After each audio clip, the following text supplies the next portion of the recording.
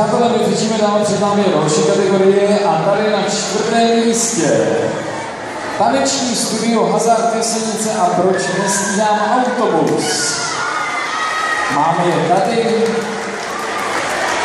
ale pozor, to není všechno, protože i když jste tuhle kategorii nevyhráli, tak od poroty dostáváte cenu sympatie za celou soutěž, za celou kategorii, takže obrovský potlesk pro vás, taneční studio Hazard Jesenice, proč nestíhám autobus.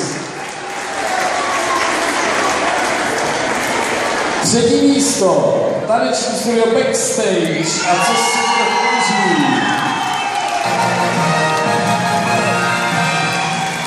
Na 2. místě PSG I Like This.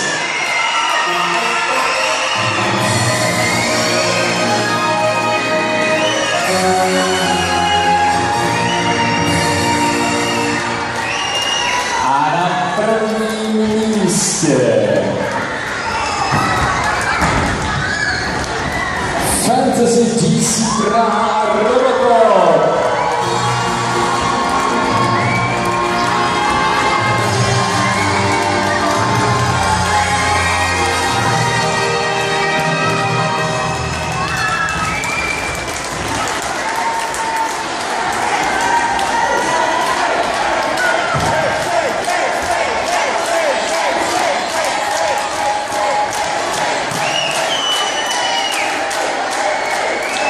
Nezapomeňte se hezky otočit, abyste si mohli dělat krásnou fotku, dobře, tamhle jsou velikosti, tak aspoň vy.